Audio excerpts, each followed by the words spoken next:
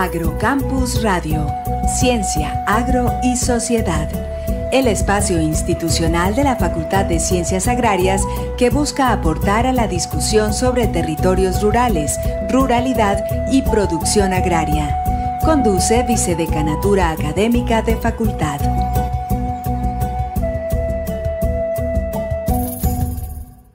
Buenas noches, les damos la bienvenida a su programa Agrocampus en Contexto. Esta noche continuaremos conversando sobre las tierras baldías y la conformación de la estructura agraria en Colombia en 200 años de independencia. Con los profesores Alexander Darío Bastidas Marulanda, adscrito al Departamento de Economía de la Facultad de Ciencias Humanas y Económicas, y el profesor Ángel Giraldo Mejía del Departamento de Producción Animal. Bienvenidos.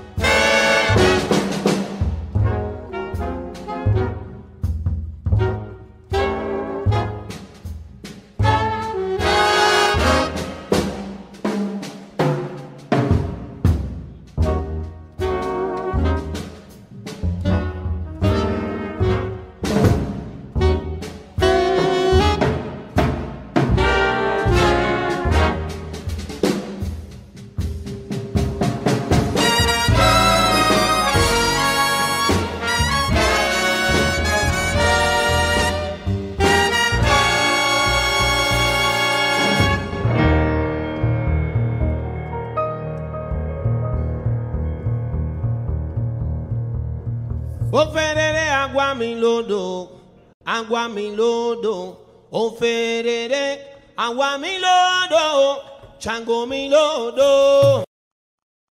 Profesor Alexander. Uno pensaría que es efectivamente en los años 30 con este gobierno liberal que más que por una presión social, que por un cambio en la concepción de Estado, producto de la misma clase política, hay una gran presión y ahí es donde uno podría decir, pero usted es el que sabe, nos dirá, hay un quiebre real sobre lo de baldíos, lo cual ocasiona un periodo muy convulsionado que termina en los años 50, cuando agravado por la Revolución Cubana, por el triunfo de la Revolución Cubana, se piensa en que la estructura agraria del país se debería cambiar y entonces surgen las propuestas de reforma agraria. Hay que también mencionar que para los años 40, pues inclusive desde los años 20, pero más concretamente los años 40 y 50 venían las misiones económicas extranjeras para recomendar al gobierno cómo plantear el desarrollo del país y casi todas plasmaron sobre la estructura agraria un modelo latifundista altamente productivo y es pues paradójico que inclusive en la época de más violencia en ese periodo, los años 50, el parque de tractores, o sea, la tecnificación de la agrícola del país tiene un pico que duró por más de 30 años como el máximo momento de compra de tractores y equipos. Entonces, ahí hay un quiebre en los años 30 sobre baldíos y se genera un periodo bastante difícil hasta que llega a los años 60, profesor Alexander. Bueno, yo diría que los años 30 con la reforma de López Pumarejo, la ley 200 en particular, fue una reforma donde digamos, se pone en discusión, en tela de juicio, como el tema del desarrollo en general de Colombia, ¿no? El modelo de desarrollo y donde se empieza a tocar ya la parte se hace una lectura, una interpretación sobre la estructura, digámoslo, agraria en Colombia. Me parece que ahí sí se puede localizar muy bien esa parte, digamos, de la década del 30, del siglo XX, pero digamos que en lo de López Pumarejo, el tema de los baldíos no fue realmente el elemento a destacar dentro de esa ley 200. Digamos que esa discusión que hubo en ese entonces, básicamente estaba matizada por algunos acontecimientos de naturaleza económica que estaban generando mucho inconformismo. Hay que mencionar que para, digamos, esa década del 20, del siglo XX, el problema de la inflación de alimentos era notable. El costo de los alimentos era notable y además ese siglo XX comienza con un proceso de migración, por así decirlo, de poblaciones campo-ciudad, sobre todo porque las ciudades principales del país, caso Bogotá, caso Medellín, estaban comenzando a crecer, ¿no? Estaban comenzando a poblar. Y ese poblamiento de alguna manera inicialmente necesitaba vincular personas, ¿no? Para poder hacer construcciones de obras, digamos, obras civiles, obras públicas, etcétera. Y eso de alguna manera fue un elemento, no fue el único, obviamente, pero digamos que fue un elemento que de alguna manera empezaba, digamos, a mostrar, puso en evidencia de que en la medida en que poblaciones del campo avanzaban hacia las ciudades y se anclaban de alguna manera para llevar a cabo trabajos, las producciones de alimentos pues se estaban viendo reducidas. Si no hubiera sido así, no se hubiera presentado un problema, digamos, de inflación de alimentos, que fue tan marcado que para la década del 20, en concreto, en el año de 1926, se establece una ley de emergencia en su momento que consistía en otorgar un permiso para habilitar importaciones de alimentos y de esta manera regularizar la oferta de alimentos en Colombia, ¿no? Bajando el precio, digamos, de los productos. Esa ley que inicialmente había sido concebida para unos pocos meses, se extendió por un plazo prácticamente de 5 años. Apenas en 1931 se hace, digamos, digamos, como que ya se hace una abolición, digamos, de la ley y de nuevo comienza a presentarse un suministro de alimentos desde las producciones locales. Pero todos estos antecedentes sirvieron un poco para matizar una discusión política muy complejo en esa década del 30 y era realmente sobre el modelo de desarrollo de Colombia, que era un modelo de desarrollo que para que se pudiera, digamos, avanzar en este modelo de desarrollo cimentado en las ciudades y específicamente en las industrias, necesitaba de cambios en la estructura agraria.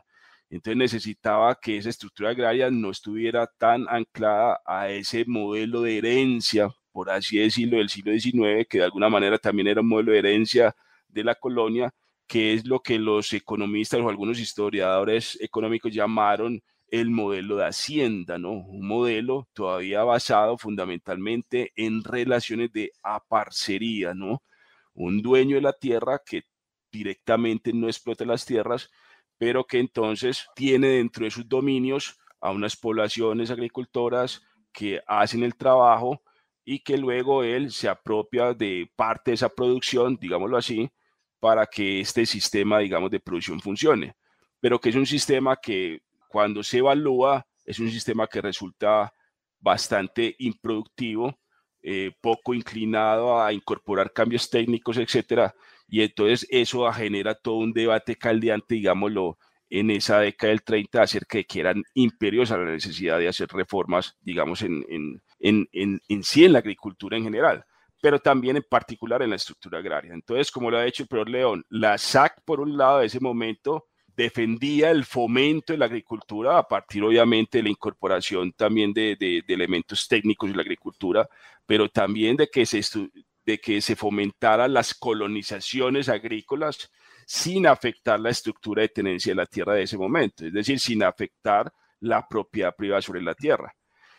Mientras que otro grupo, digamos, de industriales, por así decirlo, de la época, tenían una visión diferente, contraria, y era la de que en esa estructura agraria se buscara un fomento o una redistribución de esas tierras, redistribución que no era una propuesta de asignación de baldíos, sino de redistribución de esas tierras que estaban siendo subutilizadas para por esa vía impulsar mucho más la producción agrícola y no colapsar el funcionamiento realmente de las ciudades donde se anclaba realmente el desarrollo de la economía a partir de la industria. Entonces la ley 200 lo que tiene es muy importante porque la ley 200 lo que hace es que en toda esta lectura que estamos haciendo, ella genera un punto de inflexión, no tanto desde los baldíos como yo lo interpreto, sino en el sentido de decir, ojo, tierras subutilizadas, ahora, o sea, digamos que el espíritu de la norma era como buscar mecanismos de revertir esas tierras de pronto al Estado si no se ponen a trabajar. Digamos lo que eso fue lo que atizó mucho el conflicto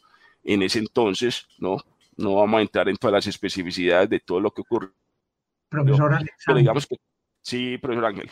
No, termine la idea y yo le hago una pregunta. Bueno, entonces un poquito aquí como para redondear un poco la idea es que la ley 200 busca pues como incentivar esa producción agrícola, pero sin que, digamos, sin incurrir en procesos de redistribución de las tierras, por así decirlo. Ese no fue como el propósito de la norma, no era tanto redistribuir tierras. La redistribución de tierras, realmente el punto de inflexión me parece que comienza muy tardío en Colombia, porque por lo menos queda consignada la ley. Una cosa es la ley, otra cosa, por supuesto, ya es si eso fue efectivo o no.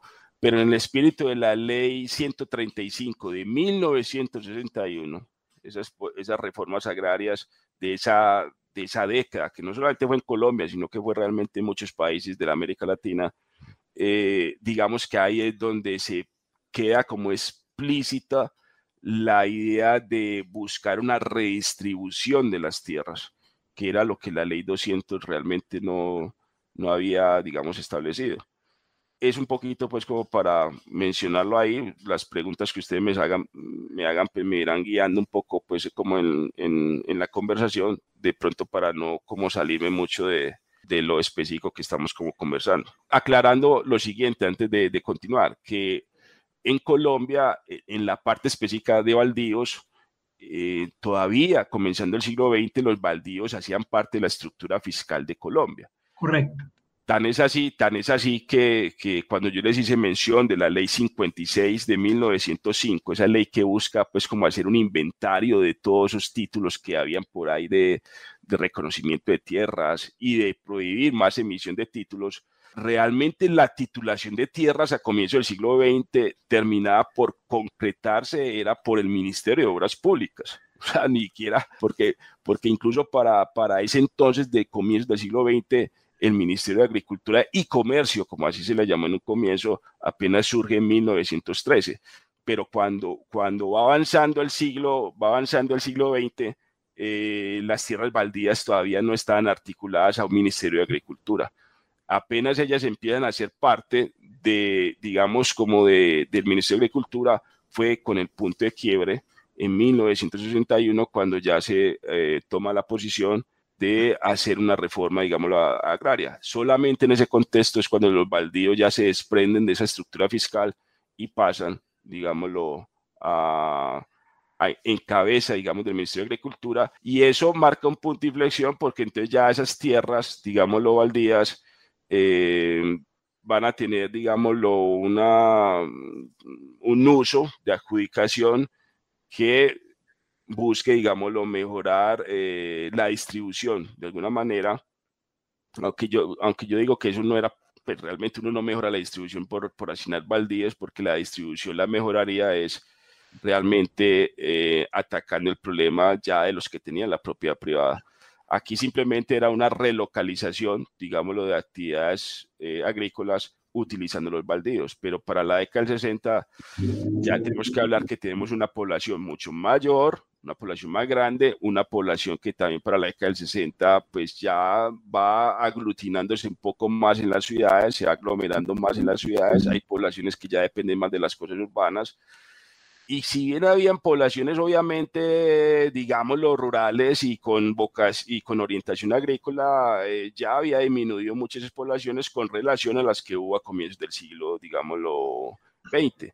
Entonces ya es una reforma agraria en un contexto histórico muy distinto, ¿no? Con un cambio ya en la estructura agraria, con unas poblaciones agrícolas un poco más reducidas proporcionalmente hablando, y con un peso también de la actividad, digámoslo, agrícola, un poco también relativamente más bajo que a comienzos del siglo XX.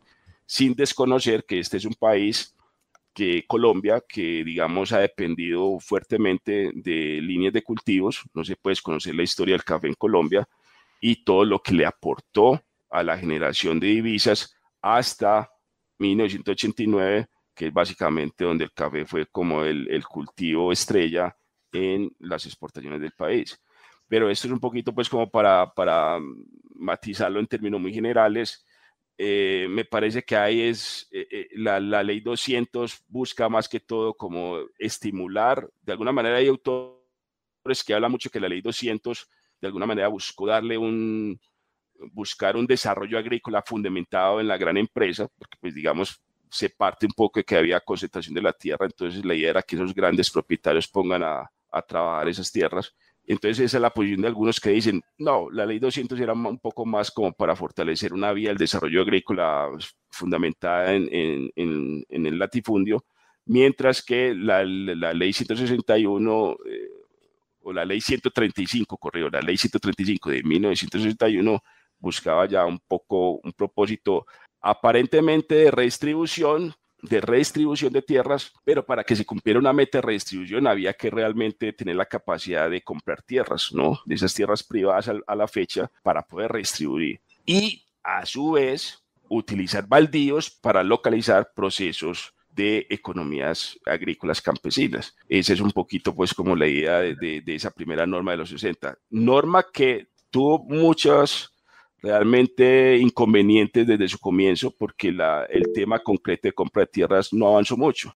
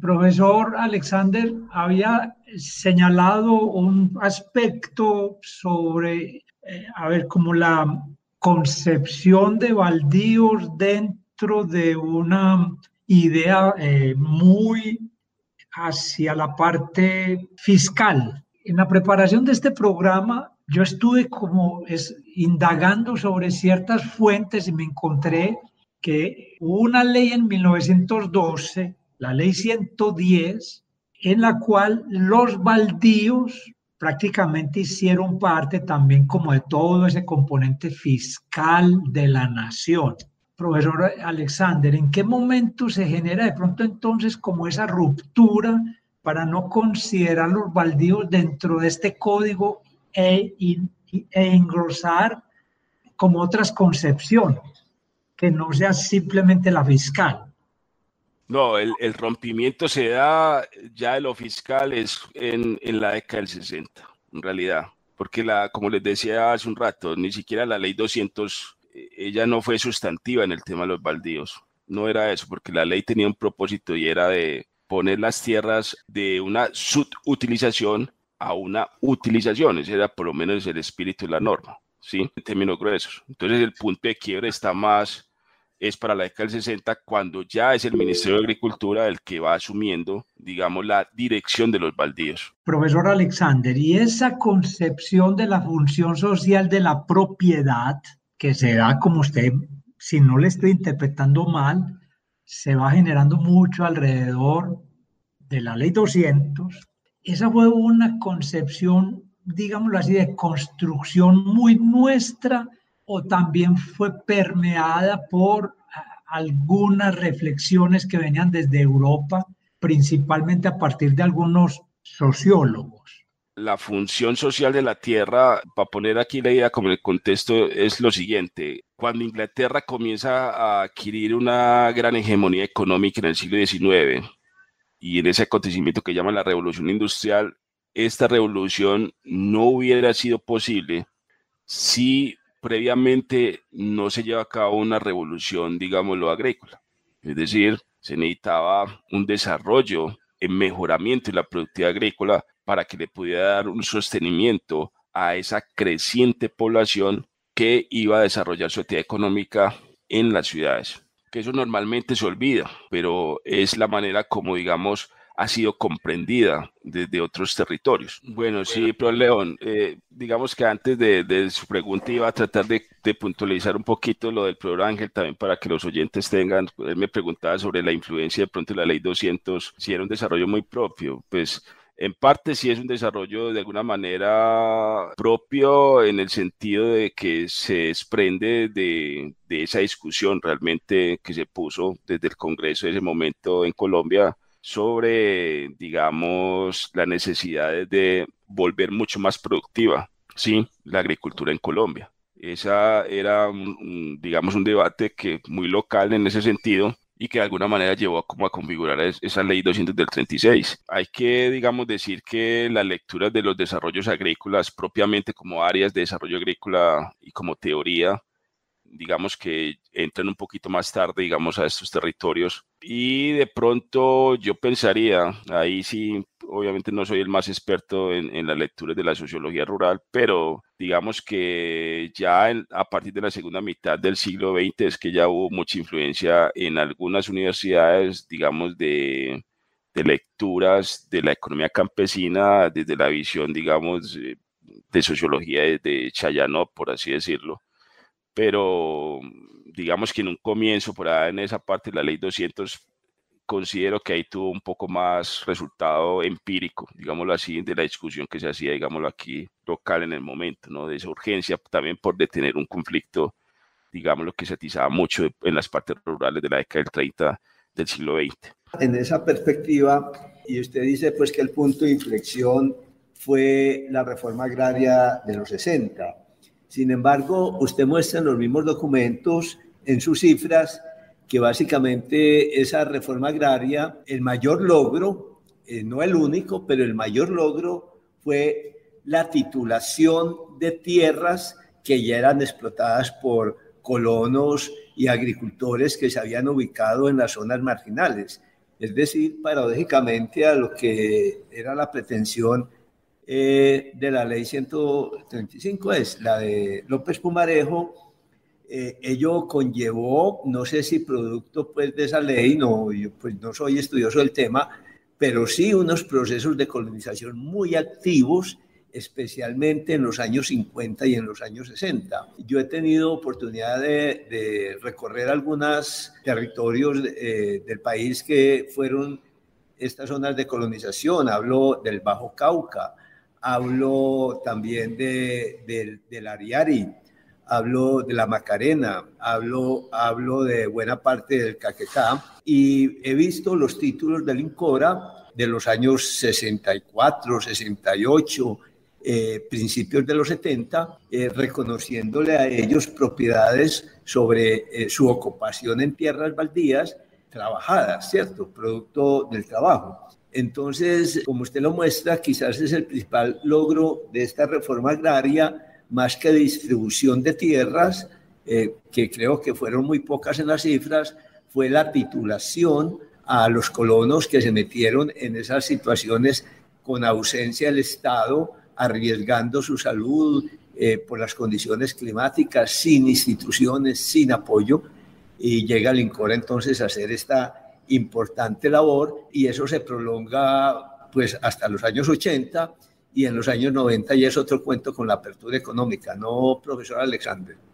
Mire que el tema del INCORA, si uno lo mira un poco en términos de perspectiva con los años y de los resultados en cuanto a sus programas, hay que aclarar que los programas del INCORA básicamente eran redistribución, titulación, incluso el saneamiento y los resguardos indígenas, por ejemplo. La cifra es mucho más orientada al tema de la titulación, ¿sí?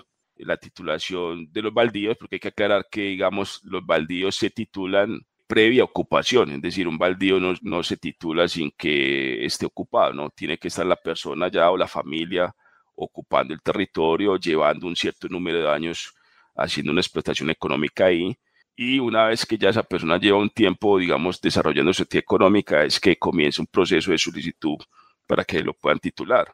Eso está vigente, digámoslo, hoy en día también con la ley 160 del 94 para la titulación de baldíos. Pero entonces eso, digamos, que fue lo que tuvo, digamos, como más resultados.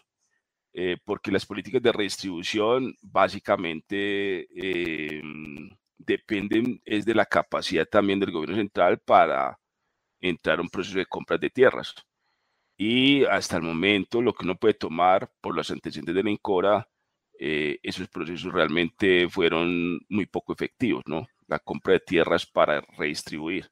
Entonces, más bien lo que ocurrió con el tema de la INCORA con los años fue la titulación de esos territorios tan apartados como ilustra el profesor León, pero que también hay otros territorios sin duda donde las poblaciones de alguna manera buscando, digamos, su sobrevivencia,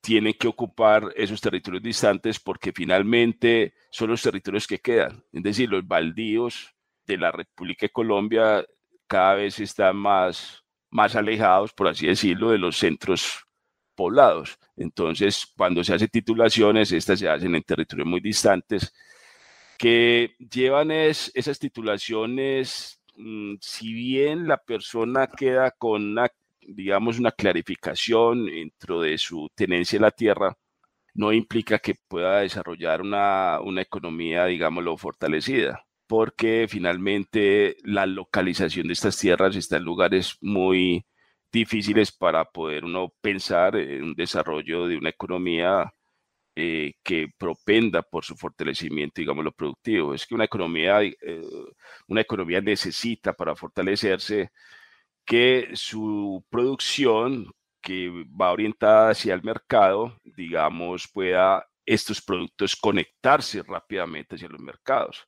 Pero en lugares muy distantes geográficamente, donde es difícil y costoso, digamos, sacar productos, pues entonces digamos que las actividades económicas agrícolas ahí no tienen, pues no es necesario pensar en productividad, porque ¿para qué vas a desarrollar una capacidad excedentaria de productos si tienes dificultades para sacarlos al mercado?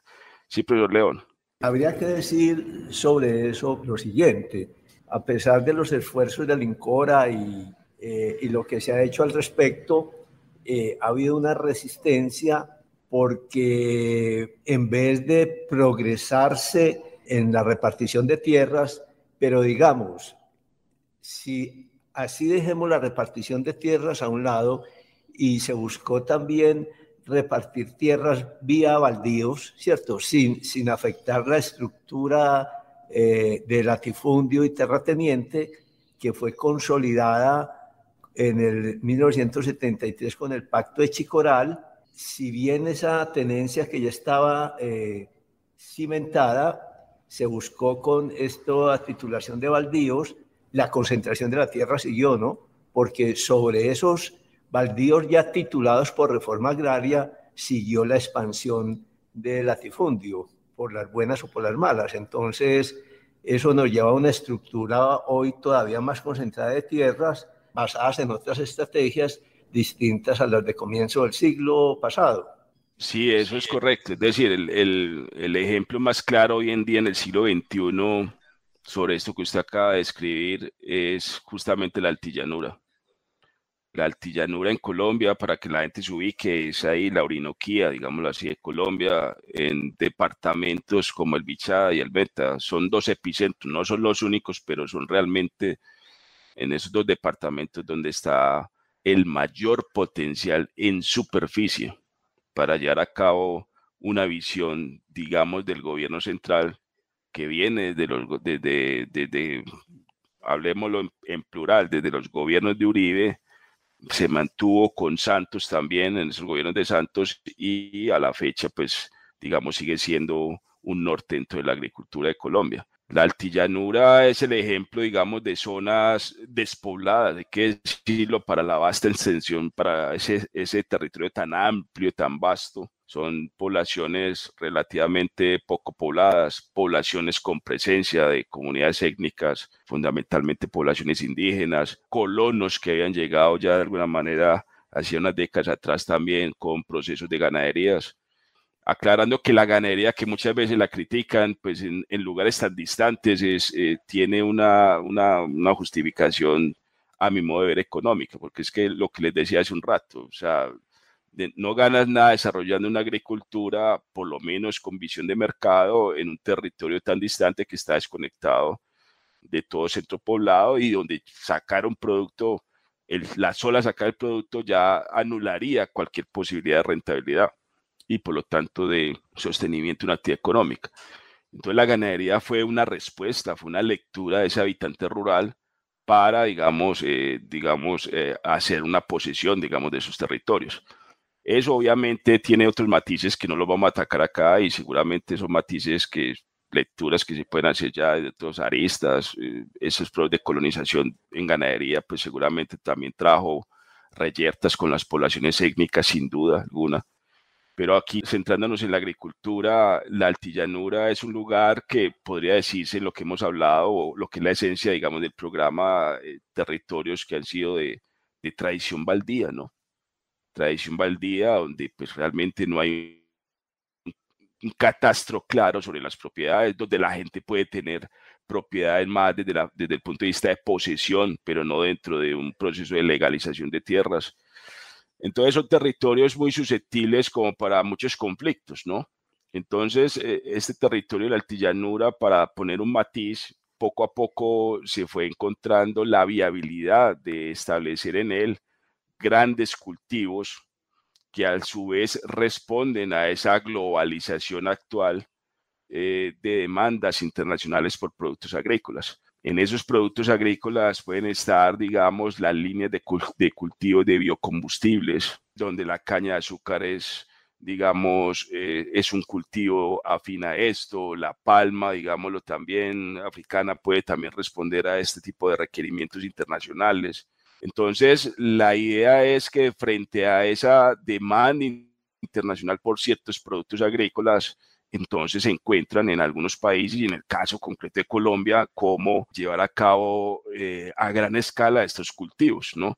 Y el ejemplo estaba ahí en la altillanura, tierras planas, que con algunos procesos técnicos, ¿no? Obviamente van resolviendo los problemas de acidez de los suelos, falta de materia orgánica, etcétera, que saben muy bien ustedes, los profesionales de las ciencias agrarias, y que ya desde hace muchos años lleva, digámoslo, anclándose en la altillanura, como una copia, hay que decirlo, de alguna manera, una copia de lo que se hizo en Brasil, en todo el Mato Grosso, en esas selvas del Mato Grosso en la década del 70, y que a partir de lo que ocurre allá, pues van trayendo esa experiencia importada hacia Colombia.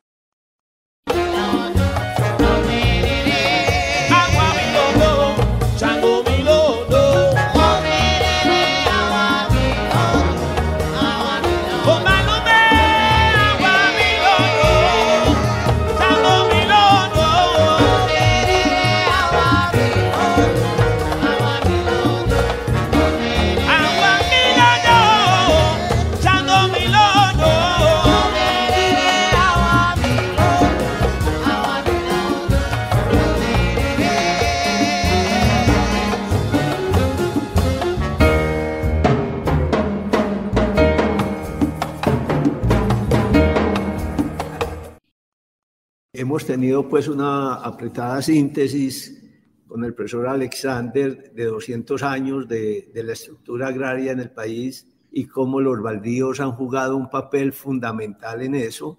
Ya para ir cerrando el programa, una conclusión sería que aquí la agricultura se ha hecho como se ha podido, ya sea por privados de grandes inversores, por campesinos, contra concentraciones de tierras que la tenían con un fin especulativo y un Estado pensando más en la tierra en asuntos fiscales que de desarrollo económico. Pues es casi que casualidad que tengamos una agricultura porque salvo algunos nichos de nuestra geografía donde la agricultura ha sido pensada, y en esos territorios que son nichos, el Valle del Cauca, el Alto Magdalena, ha sido a costa del desplazamiento difícil de la población que allí producían y que fue objeto pues, de la violencia de los años 50. Invito a los profesores que den sus conclusiones finales. Yo haría una síntesis como de esta manera, o sea, los baldíos cada vez son menos, hay que aclararlo, y menos para propósitos, y el efecto, digámoslo, de su asignación es, desde el punto de vista de distribución del ingreso, es pobre ya hoy en día, ¿sí? Porque finalmente las poblaciones básicamente con los años se han ido concentrando en las ciudades y poco sirve, digamos, una explotación, digámoslo, por lo menos desde una visión productiva, poco sirve el anclaje de la economía campesina en baldíos. Es casi como condenarla casi siempre a su misma problemática, ¿no? O sea, el Estado entregando los baldíos, y que ya no son muchos realmente, digámoslo, es poco lo que puede, digamos, fomentar esa economía campesina,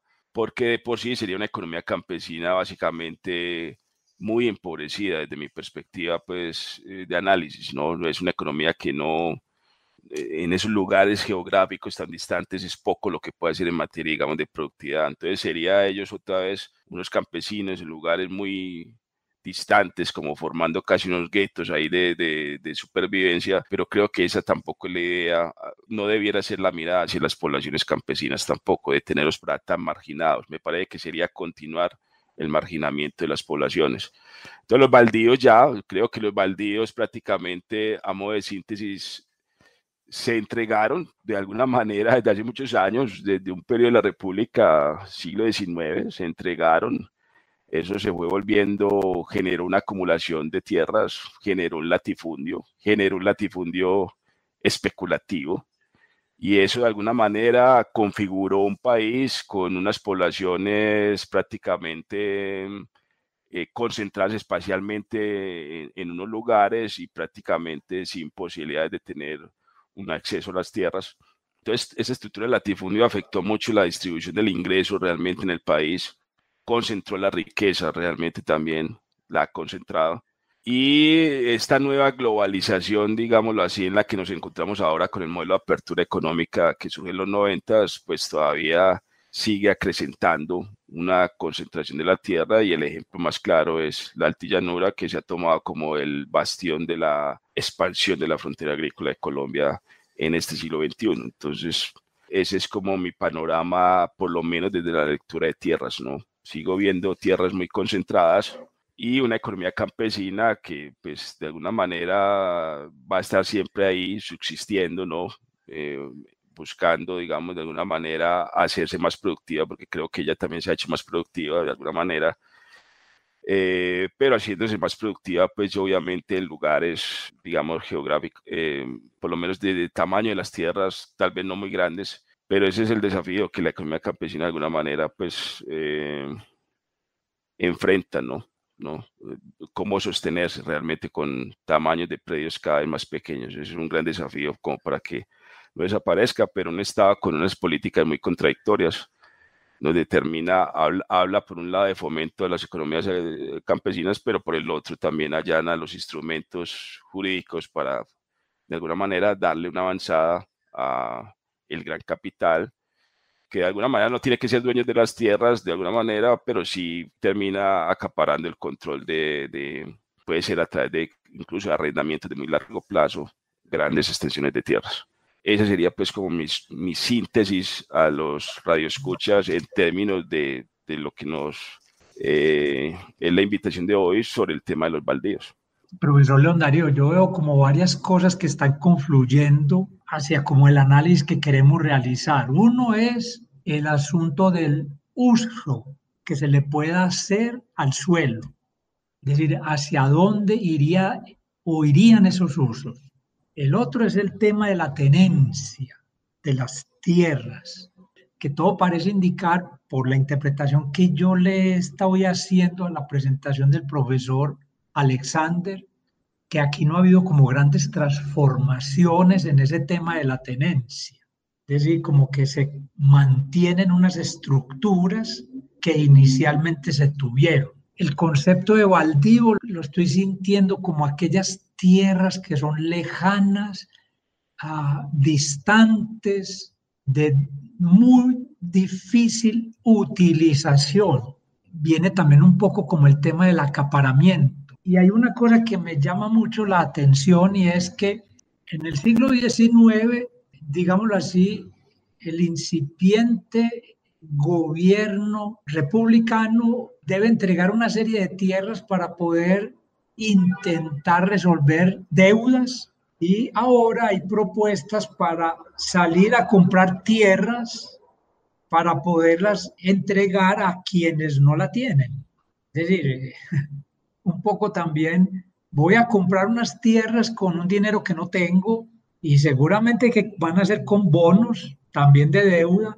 O sea, vamos otra vez a entrar, profesor Alexander, como en ese mercado que seguramente se dio en el siglo XIX. Esas son como algunas observaciones que estoy como construyendo de las conversaciones que hemos tenido en este. Y con algo para adicionar aquí, profesor Ángel, es que digamos que si uno mira el papel del INCORA, es que el INCORA, por norma, cuando él lo crean a partir de estas reformas agrarias de 1961, digamos que dentro de sus políticas era comprar tierras para redistribuir.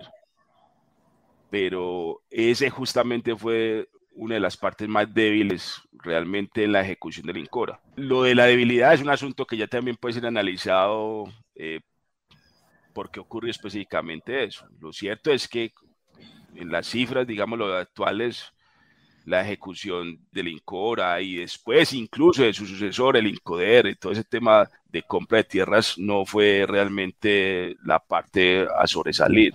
Porque finalmente esas tierras, digámoslo, hay que negociarlas es a partir de, pues, en teoría, de precios de mercado, ¿no?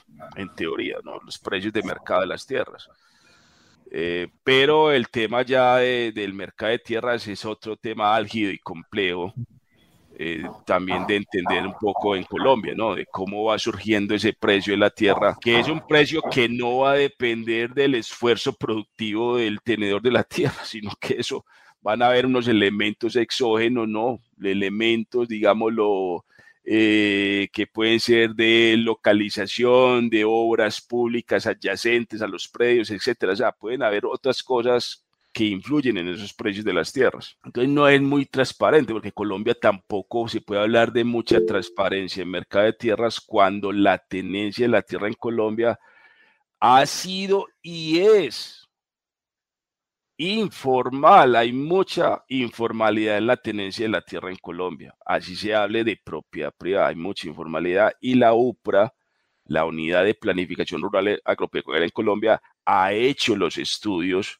sobre la informalidad de la tierra en Colombia y uno se asombra realmente de esos resultados.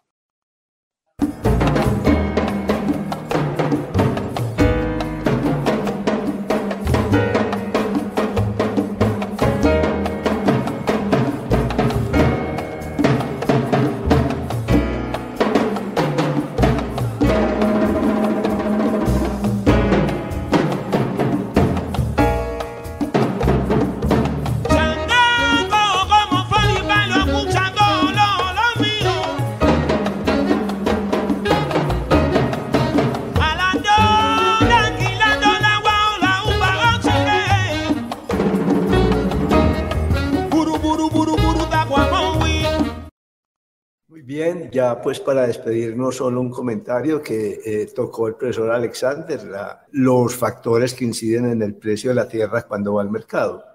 Y buena parte de los latifundistas que compraron, o mejor digamos, adquirieron de alguna manera la tierra, ellos y se han valorizado estas tierras que hoy el gobierno quiere entrar a comprar. Esa valoración no la hizo el propietario, no invirtió en su finca para valorizarla. Fue valorización a través de obras públicas, carreteras, energía, Es decir, nosotros, la sociedad, a través de los impuestos que paga, le valorizó la tierra a estas personas y por un catastro muy débil, yo diría que a propósito, ellos no retribuyen a la sociedad esa valorización y entonces lo que se queda de la valorización, ellos lo cobran a pesar de que quien hizo la valorización fue el Estado, es decir, nosotros. Y esto lo explica muy bien explicado el profesor Alejandro Reyes en su análisis sobre la renta de la tierra. Yo dejo ahí y los invito pues a que se despidan dando los agradecimientos al profesor Alexander y al profesor Ángel en la participación de su programa. Bien puede ser, les dejo los micrófonos pues para que se despidan y muchas gracias. Un saludo, me despido, digamos, como con un hasta pronto para toda la audiencia y en otra ocasión nos escucharemos, digamos, con otra problemática que sea alusiva al contexto, digamos, del agro en Colombia. Profesor Alexander, muchas gracias por todo el apoyo que nos ha brindado desde la Cátedra Pedronel Gómez y hoy con esta conversación muy interesante, valiosísima. Profesor León Darío, muchas gracias por la invitación y seguimos trabajando en esta línea. Una muy buena noche para todos ustedes.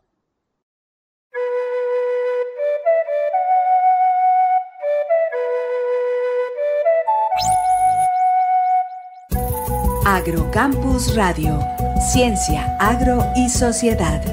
El espacio institucional de la Facultad de Ciencias Agrarias que busca aportar a la discusión sobre territorios rurales, ruralidad y producción agraria. Conduce Vicedecanatura Académica de Facultad.